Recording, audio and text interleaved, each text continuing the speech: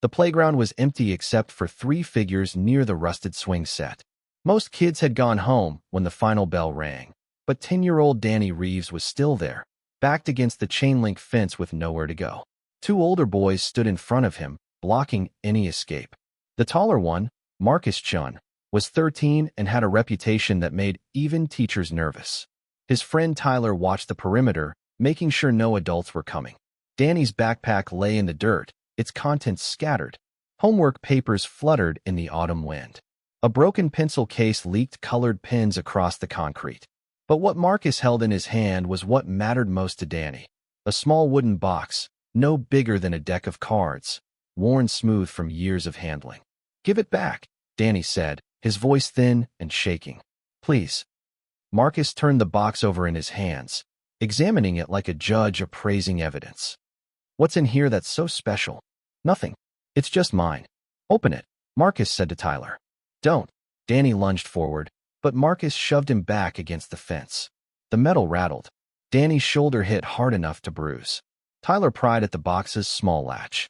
Inside was a photograph, edges soft with age, and a tarnished silver locket. The photo showed a young woman with kind eyes and Danny's same dark hair. She was smiling at the camera, holding an infant wrapped in a blue blanket. "Is this your mom?" Marcus asked, his tone shifting to something crueler. "Where is she now?" Danny's eyes filled with tears, but he blinked them back. "Give it back. Please just give it back. I asked you a question." "She's dead." The words came out flat, practiced. Danny had said them so many times they'd lost their shape. "She died when I was 3. Can I have it back now?" Marcus held the box higher, out of reach. "What about your dad?" "I don't have one. I live at St. Catherine's, the orphanage on the east side of town, the place everyone knew about but nobody talked about." Tyler laughed, a sound without joy. "An orphan? That's pathetic." Something in Danny's chest tightened. He'd heard variations of this his whole life. The pity in teachers' voices. The way other parents looked at him during school events when they realized he came alone. The whispers in hallways. But having his mother's picture in someone else's hands, being mocked for the only family he'd ever known, pushed him past fear into something sharper. "Don't talk about her," Danny said quietly. Marcus stepped closer. "Or what? You going to tell Sister Margaret? Going to cry to your dead mommy? Don't talk about her like that. What are you going to do about it?" Marcus held the box out to the side, dangling it over the concrete. "Maybe I should just drop it. See if it breaks." That's when 7-year-old Jamie Chin appeared. She came running across the playground, her small legs pumping hard, her voice high and desperate. "Marcus, stop. Leave him alone." Marcus turned, annoyed. "Jamie, go home." "No, you're being mean." She was crying now, tears streaming down her round cheeks. Her backpack bounced against her shoulders as she ran. "This doesn't concern you. Go home." Jamie reached them and grabbed her brother's arm, trying to pull it down, trying to make him drop the box safely instead of letting it smash. "Please don't hurt him. He didn't do anything wrong." Marcus yanked his arm free. "Get out of here, Jamie. He's just a kid like me." "Why are you being so mean?" "Because he needs to learn his place."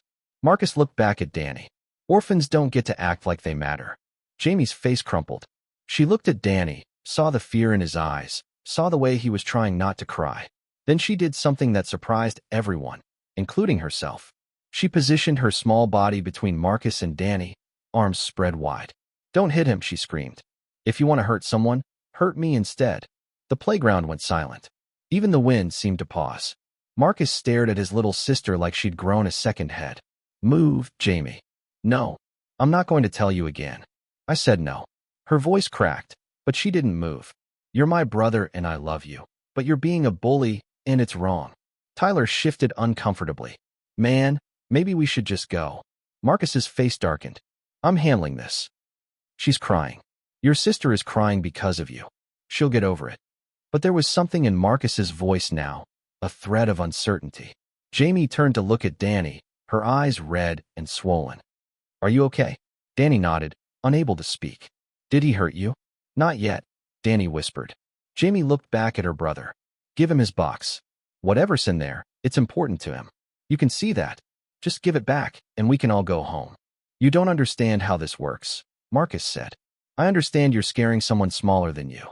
I understand you took something that doesn't belong to you. I understand Mom and Dad would be ashamed if they knew what you were doing. The mention of their parents made Marcus flinch. Their father was a police officer, their mother a pediatric nurse. They'd raised their children to protect people, not terrorize them. This is different, Marcus said, but his conviction was cracking. How? He didn't have an answer. What none of them noticed was the man standing at the edge of the playground, partially hidden by the school building. He was tall and broad-shouldered, wearing a leather jacket despite the mild weather. His name was Derek Stone, and he'd stopped to tie his boot when he heard the commotion. Now he watched 3 kids in a standoff, a little girl defending a boy from her own brother. Derek had seen a lot in his 42 years. He'd grown up in foster care, bounced between homes that didn't want him. He'd made bad choices and paid for them. He'd found redemption through a motorcycle club that became his family when blood family had failed him. The Guardians, they called themselves. Not the biggest club, not the most famous, but tight-knit and loyal to their core values. Protect the vulnerable, stand up for those who can't stand up for themselves. He pulled out his phone and made a call. Ray, it's Derek. Remember that thing we talked about? About finding opportunities to show people what we're really about. Yeah, I've got one. Bring the crew to Jefferson Elementary, the playground on the south side. What's going on? I'll explain when you get here. Just come quiet. Don't want to scare anyone. How many? Derek thought about it. This needed to make an impression. Needed to be memorable. Everyone available. Full chapter. 20 minutes later, Marcus was still holding the box. Jamie was still standing between him and Danny, refusing to move. Tyler had given up trying to convince Marcus to leave and was sitting on a swing, scrolling through his phone. Danny had slid down to sit against the fence, exhausted from the emotional whiplash. He watched Jamie's small frame. This girl he barely knew from seeing her in the hallways, standing up to her own brother for a stranger. It made something shift in his chest, a feeling he couldn't name. That's when they heard the motorcycles. The sound started distant, a low rumble like approaching thunder. It grew steadily louder, multiple engines harmonizing into a sustained roar that made the ground vibrate. Marcus looked up, confused. Tyler stopped scrolling. Jamie turned toward the sound, eyes wide. They appeared around the corner in formation, riding 2 by 2. Motorcycles of every style and color, each one piloted by someone wearing a leather vest with the same patch on the back, a shield with wings, the word Guardians arched above it. They came down the street slowly, deliberately, the kind of procession that demanded attention. Derek led them, raising his hand in a signal. The riders behind him responded in perfect synchronization, pulling into the school parking lot and spreading out in a wide semicircle facing the playground. One by one, the engines cut off. The silence that followed felt heavier than the noise had been. There were over 100 of them. Men and women of different ages, different backgrounds, all united by the patches on their vests. They dismounted and stood beside their bikes, not moving closer, just watching. Marcus's hand opened reflexively. The wooden box fell to the ground. He stared at the assembled bikers, his earlier bravado evaporating like steam. Derek walked across the parking lot toward the playground. His boots crunched on gravel. He moved with the kind of confidence that comes from knowing exactly who you are and what you stand for. When he reached the fence, he looked at each kid in turn, assessing the situation. Anyone want to tell me what's happening here? He asked. Nobody spoke. Derek's eyes landed on the scattered contents of Danny's backpack, then on the wooden box at Marcus's feet. He picked it up, handling it with surprising gentleness for someone with hands that scarred and calloused. Whose is this? He asked. Mine, Danny said quietly. Derek walked over and crouched down to Danny's level. What's your name, son? Danny Reeves. I'm Derek. These are my friends.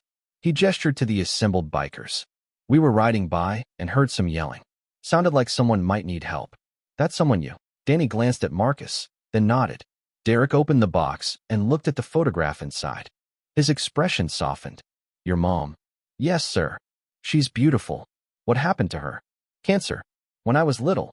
Derek closed the box carefully and handed it to Danny. I'm sorry for your loss. Nobody should ever take something this precious from you. You understand me? This is yours. Your history. Your family. It's sacred. Danny clutched the box to his chest, tears finally spilling over. Derek stood and turned to Marcus. The boy tried to hold his gaze but couldn't. His eyes dropped to the ground. What's your name? Derek asked. Marcus. Marcus, do you know why we're here? No, sir. We're here because someone told us there was a kid on this playground who needed protecting. Someone who couldn't protect himself. Someone who was being bullied. Derek's voice wasn't angry, just matter of fact. My friend over there. He pointed to another biker, a woman with gray braids and kind eyes. She spent 5 years in foster care because her parents died in a car accident. She knows what it's like to have nothing, to be alone, to have people treat you like you don't matter. The woman nodded, her face serious. The man next to her. Derek continued, pointing to a biker with a prosthetic leg. He lost his leg in Afghanistan. Came home to find out his wife had left him and taken everything. He was homeless for 2 years. Lived under a bridge. Got beaten up more times than he can count, just because he was vulnerable. More bikers were approaching now, walking across the parking lot to form a loose circle around the playground. They didn't look threatening, just present, bearing witness. Every person here, Derek said, has a story. Most of them involve being hurt by someone bigger, stronger, or meaner. Most of them involve being kicked when they were down. And every single one of them decided that when they got back on their feet, they'd never let that happen to someone else if they could stop it. Marcus's hands were shaking now. I wasn't going to really hurt him. No? What were you going to do? Just scare him a little. Why? The question hung in the air. Marcus opened his mouth, closed it, opened it again. I don't know. Yes, you do. Think about it. Why did you target this kid specifically? Marcus looked at Danny, really looked at him for the first time. Saw the thin frame that spoke of meals stretched too far. Saw the clothes that were clean but worn, probably donated. Saw the loneliness etched into his posture. Because he's alone, Marcus admitted quietly. Because nobody would stand up for him. Except someone did. Derek nodded toward Jamie, who was still standing her ground, though she was trembling now. Your sister stood up for him. Put herself between you and him. Risked her relationship with you to do the right thing. How old is she? 7. 7 years old. And she's got more courage than you showed today. More integrity. More heart. Derek's words were cutting, but his tone remained even. What does that tell you about yourself? Marcus's face crumpled. I'm sorry, he whispered.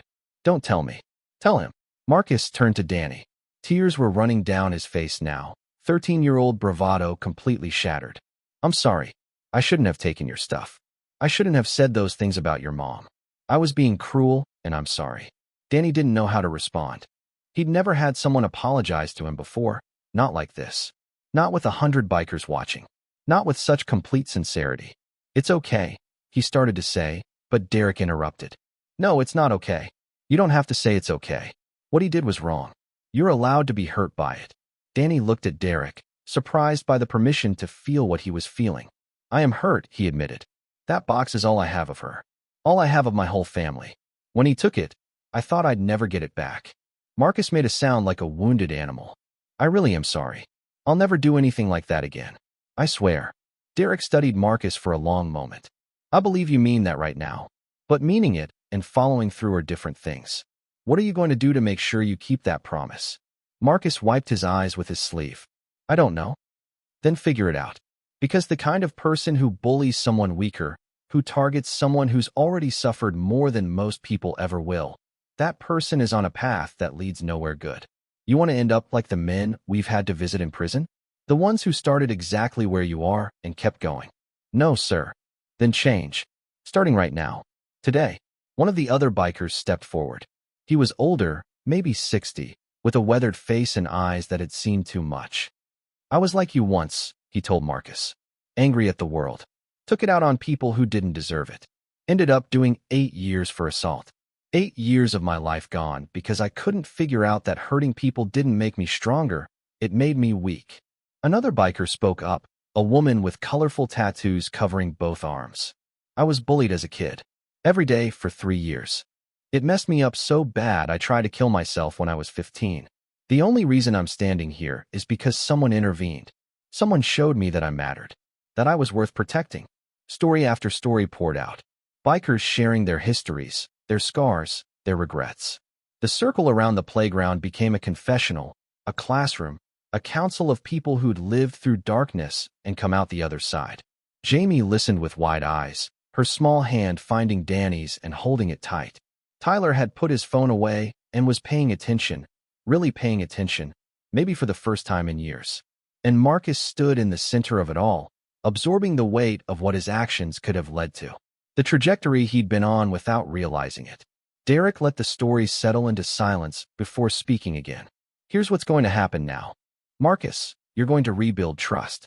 Not just with Danny, but with your sister, your parents, and yourself. That starts with accountability.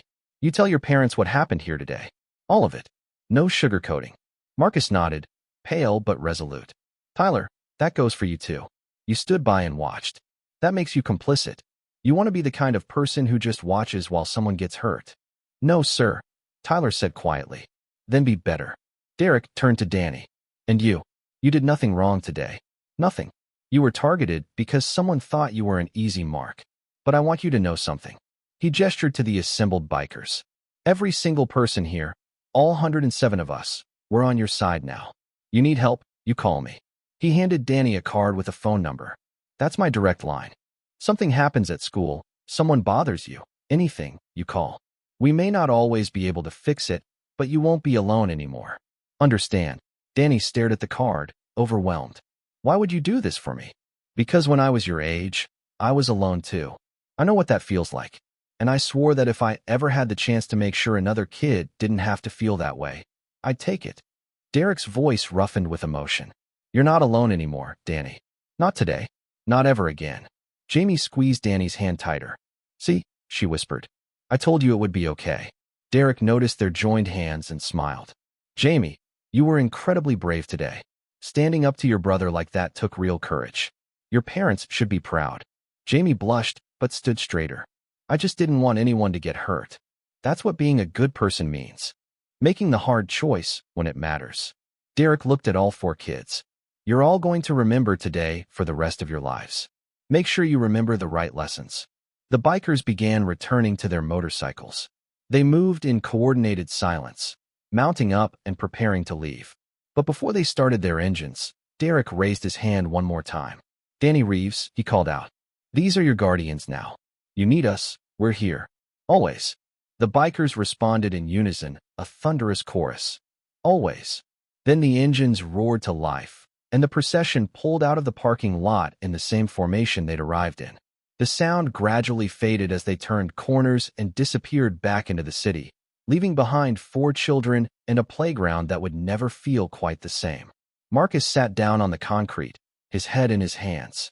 Tyler sat beside him, neither of them speaking. Jamie finally released Danny's hand and wiped her eyes. Are you really okay? She asked Danny. I think so. Thank you for standing up for me. You didn't have to do that. Yes, I did. It was the right thing to do. Danny looked at the card Derek had given him, then at his mother's wooden box, then at Jamie's earnest face. For the first time in as long as he could remember, he didn't feel quite so alone. Marcus stood up slowly. Danny, I meant what I said. I'm sorry, and I'm going to do better. I promise. Okay, Danny said, because he didn't know what else to say. Can we start over? Like, be friends instead of this? Danny considered it. Every instinct told him to protect himself, to not trust someone who'd hurt him. But he thought about the bikers, about their stories of redemption and second chances, about how many of them had been on the wrong path and found their way back. Maybe, Danny said. We can try. That night, Marcus told his parents everything. He sat at the kitchen table and confessed to targeting Danny, to taking his box, to being cruel. His mother cried. His father's disappointment was almost physical in its weight. But they listened, and when Marcus finished, they talked about consequences and growth and how to make amends. The next day at school, Marcus found Danny at lunch. The cafeteria went quiet as everyone watched, wondering what would happen. Can I sit here? Marcus asked. Danny looked up from his tray, surprised. Sure. They ate in awkward silence for a few minutes before Marcus spoke. I told my parents. They're making me do community service at St. Catherine's. 2 hours every Saturday for the next 6 months. The orphanage. Yeah. They said if I'm going to judge people for where they live, I should understand what their lives are actually like. Marcus picked at his food. I deserved it. That's where I live, Danny said quietly. I know. Maybe you could show me around sometime? Help me understand. Over the following weeks, something unexpected happened. Marcus showed up at St. Catherine's every Saturday, helping with chores and spending time with the younger kids. He was terrible at first, uncomfortable and unsure. But he kept coming back. And slowly, he started to understand. He met kids who'd lost parents to addiction, to violence, to disease. Kids who'd been abandoned or surrendered because their families couldn't care for them. Kids who smiled despite everything because hope was all they had left. Danny became his guide through this world, explaining the unspoken rules, introducing him to the other residents.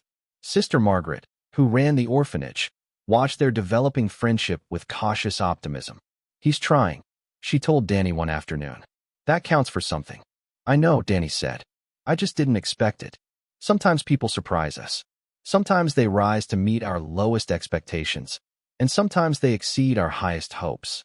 Give him time." 3 months after the playground incident, Marcus invited Danny to his house for dinner. It was the first time Danny had been in a real family home since his mother died. He sat at their table, overwhelmed by the normalcy of it. A mother who asked about his day. A father who joked while serving food. Jamie chattering about her ballet class. "How are things at St. Catherine's?" Marcus's mother asked Danny. "They're okay. Sister Margaret is nice. The other kids are nice. It's not a real home, you know." "I can't imagine how hard that must be," she said gently. After dinner, Marcus's father pulled him aside. "I want you to know you're welcome here anytime. Our home is open to you." Danny felt his throat tighten. "Thank you, sir." "And Danny? Those bikers who showed up that day. Derek Stone. I know him. He's a good man. If he said he'd be there for you, he meant it. Don't hesitate to call if you need anything." For months in, Marcus organized a fundraiser at school for St. Catherine's. He rallied his friends, created posters, convinced teachers to support it. They raised $3,000 through a combination of a bake sale, a charity basketball game, and donations from local businesses. When Marcus presented the check to Sister Margaret with Danny beside him, he said, "This doesn't fix what I did. Nothing can fix that. But maybe it helps a little." Sister Margaret accepted the check with tears in her eyes. "It helps more than you know. And Marcus? You've changed. I can see it. That takes strength." The fundraiser caught the attention of local news. A reporter came to interview Marcus and Danny, asking about their unlikely friendship. Marcus could have taken credit, could have made himself look good. Instead, he was honest. "I was a bully," he said on camera. "I targeted Danny because he seemed vulnerable. I was cruel. And then 100 bikers showed up and taught me what real strength looks like. It's not hurting people weaker than you. It's protecting them, standing up for them, being the kind of person who makes the world safer, not scarier." The interview went viral in their small community. People recognized Marcus from school, and opinions were divided. Some praised his transformation. Others doubted his sincerity. But Marcus didn't seem to care about public opinion anymore. He just kept showing up, kept doing the work. One Saturday, 6 months after the playground incident, Derek showed up at St. Catherine's while Marcus was there. He'd been checking in on Danny periodically, making sure the boy was okay. But this was the first time he'd crossed paths with Marcus since that day. "How's it going?" Derek asked Marcus. "Better. Different. I'm trying to be better." "I can see that." The fundraiser was impressive. Marcus shrugged. "It seemed like the least I could do." "Want to know a secret?" Derek said. "The hardest person to forgive is yourself. You can make amends to everyone else, can spend the rest of your life doing good. But that voice in your head that remembers who you were, what you did, that voice never completely shuts up. How do you live with it? You don't try to silence it. You listen to it. Let it remind you why you changed. Use it as fuel to keep being better." Derek put a hand on Marcus's shoulder. "You're doing good work here, kid. Keep it up." Later that day, Danny found a quiet moment with Marcus while they were cleaning up the common room. "Can I ask you something?" Danny said. "Sure. Why did you really change? Was it because of the bikers? Because you got scared?" Marcus thought about it for a long time. At first, maybe. They were terrifying. But the fear wore off. What stuck was what they said. About who I was becoming. About the path I was on. He paused, choosing his words carefully. "I think I was angry about stuff in my own life and taking it out on people who didn't deserve it. My parents are great, but they're busy. My dad works long hours. My mom's always at the hospital. I felt invisible sometimes. And I guess making other people feel small made me feel big. And now I see how messed up that was. How much damage I could have done. To you, to other kids, to myself." Marcus looked at Danny directly. "You didn't deserve what I did to you. Nobody does. And I'm sorry. I know I've said it before, but I need you to know I mean it. Every time." "I believe you," Danny said. And he did. A year after the playground incident, Danny turned 11. Sister Margaret organized a small party at the orphanage with the other kids. There was cake and cheap decorations and off-key singing. It was more than Danny had expected and less than he deserved. Then the motorcycles arrived.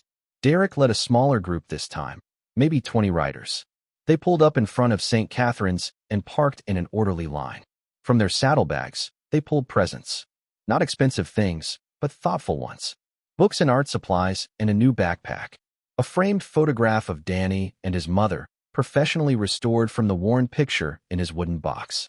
"Happy birthday, Danny," Derek said, handing him the frame. Danny couldn't speak. He just hugged Derek, this giant of a man who'd appeared in his life like a guardian angel on a motorcycle. The bikers stayed for cake. They sang happy birthday with surprising enthusiasm. They told jokes and shared stories and made the orphanage feel less like an institution and more like a home, even if just for an afternoon. When they left, Danny stood on the front steps with his new framed photo and watched them ride away. Jamie was beside him, her family having been invited to the party. "They really do care about you," she said. "I know. I never thought I'd have this many people care about me." "Well, you do. You've got the guardians. You've got me and my family. You've got all the sisters here. You're not alone." Danny looked at the photograph in his hands, his mother's face smiling back at him across the years. "I wish she could see this. See that I'm okay." "Maybe she can," Jamie said simply. "My mom says people we love never really leave us. They stay in our hearts." 2 years after the playground incident, Danny was accepted into a scholarship program for foster youth. He'd kept his grades up, stayed out of trouble, and impressed every teacher with his quiet determination. The program would cover his high school education at a private academy and provide mentorship opportunities. Marcus, now in high school himself, threw Danny a congratulations party. It was bigger than the birthday had been, filled with classmates who'd gotten to know Danny over the past 2 years. Kids who saw past the orphan label to the person underneath. During the party, Marcus pulled Danny aside. "I need to tell you something." "Okay. I'm joining the Guardians." "Well, not officially until I'm 18. But Derek said I can start riding with them, learning from them. They have a junior program for kids like me who want to be part of something that matters." Danny felt a complex mix of emotions.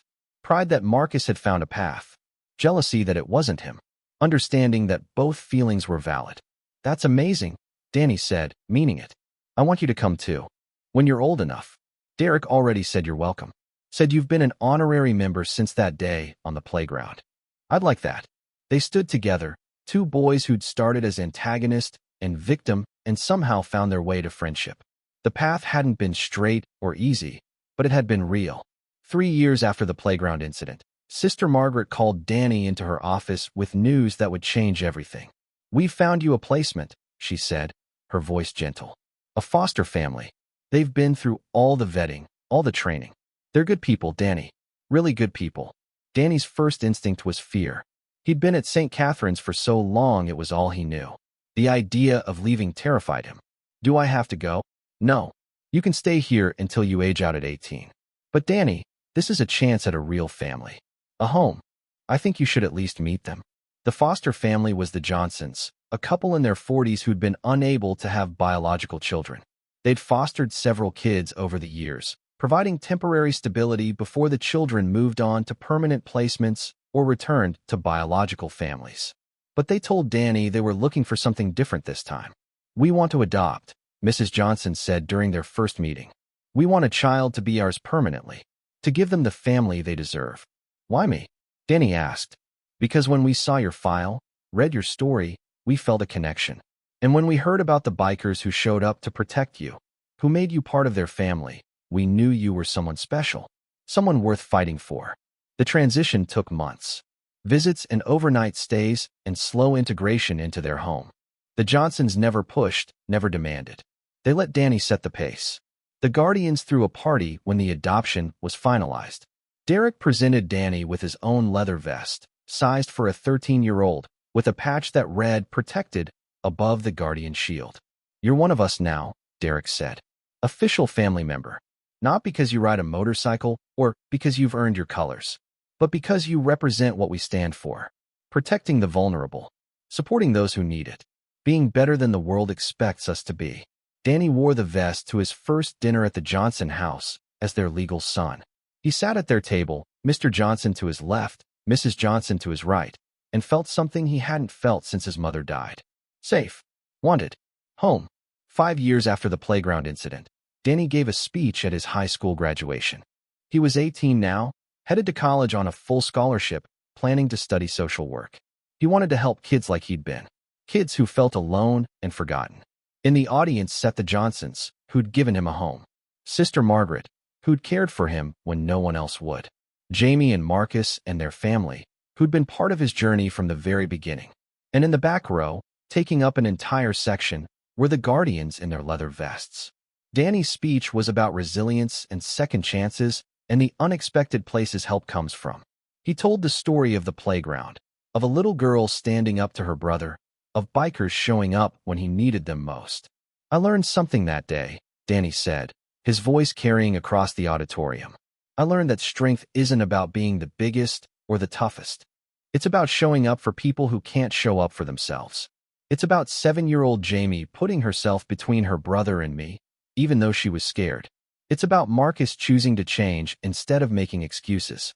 It's about 100 bikers taking time out of their day to teach a bully and protect a victim. He paused, looking at the guardians in the back. They gave me a family when I didn't have one. They showed me that belonging doesn't require blood. It requires heart. And they taught me that the worst moments in our lives can become turning points if we're brave enough to let them. After the ceremony, Derek approached Danny with tears in his eyes. The tough biker who'd seen and done so much was crying at a high school graduation. "Proud of you, kid," Derek said, pulling Danny into a hug. "Your mom would be too." Danny held up his wooden box, which he still carried everywhere. "I think she knows." 10 years after the playground incident, Danny returned to St. Catherine's. He was working there now as a counselor, using his degree to help kids navigate the foster system. He understood their fears and frustrations in ways textbooks couldn't teach. Marcus worked there too, having followed a similar path. The bully who'd once targeted vulnerable kids now dedicated his life to protecting them. He'd become a Guardians member at 18 and now helped run their youth outreach program. Jamie, now 17, volunteered at the orphanage every summer. She was planning to study child psychology in college, inspired by that day on the playground when she'd learned what courage really meant. One afternoon, Danny was called to deal with a situation in the playground. A new resident, a 10-year-old boy named Carlos, was being harassed by some kids from the neighborhood. They'd taken his basketball and were taunting him about living in the orphanage. Danny walked out to find Carlos backed against the same fence where he'd once stood. The same fear in his eyes. The same helpless anger. "Hey," Danny called out to the harassers. "That's enough." They looked at him, sizing him up. One of them, the ringleader, sneered. "Who are you?" "Someone who's been exactly where he is. Someone who knows how this story ends if you don't stop now." "Yeah? What are you going to do about it?" Danny pulled out his phone and made a call. "Derek? Got a situation at St. Catherine's. Think you could bring some friends." 20 minutes later, the motorcycles arrived. Not 100 this time, but enough. 20 guardians, including Derek and Marcus, pulled up to the orphanage and parked in formation. The neighborhood kids scattered. Carlos stared at the bikers in awe and confusion. Derek approached and handed Carlos his basketball. "I'm Derek. These are the guardians. And you're under our protection now. Those kids bother you again, you let Danny know. We'll handle it." "Why?" Carlos asked, the same question Danny had asked a decade ago. "Because we protect our own. And you're one of ours." That night, Danny sat in his office at the orphanage and looked at the photograph of his mother on his desk. 10 years had passed since that day on the playground. 10 years of growth and change and building a life from ruins. He thought about Marcus, who'd transformed from bully to protector. About Jamie, who'd shown courage beyond her years. About the guardians, who'd become his family. About the Johnsons, who'd given him a home. About all the unexpected ways life had woven itself into something beautiful from something broken. His phone buzzed. A text from Derek. "Good work today. Your mom would be proud." Danny smiled and texted back. "Thanks for everything. Then and now." "Always," Derek replied. "That's what family does." Danny looked out his window at the playground, now empty in the fading light. Somewhere out there, kids were struggling, feeling alone, being targeted by people who should protect them. But here, at St. Catherine's, they'd found a different model. A community of people who'd all been broken in different ways and had chosen to build something stronger from the pieces. The wooden box sat on his desk beside his mother's photo. Inside was the same picture and locket, but now there were other treasures too. A card from Derek with his phone number. A photo of him and the Johnsons on adoption day. A picture of the Guardians at his high school graduation. Evidence of a life rebuilt. A family found in unexpected places. Danny picked up the box and held it close, feeling the smooth wood that had survived so much. His mother had given him life. The orphanage had given him shelter. But the Guardians had given him something else entirely. They'd given him hope. And from that hope, he'd built everything else.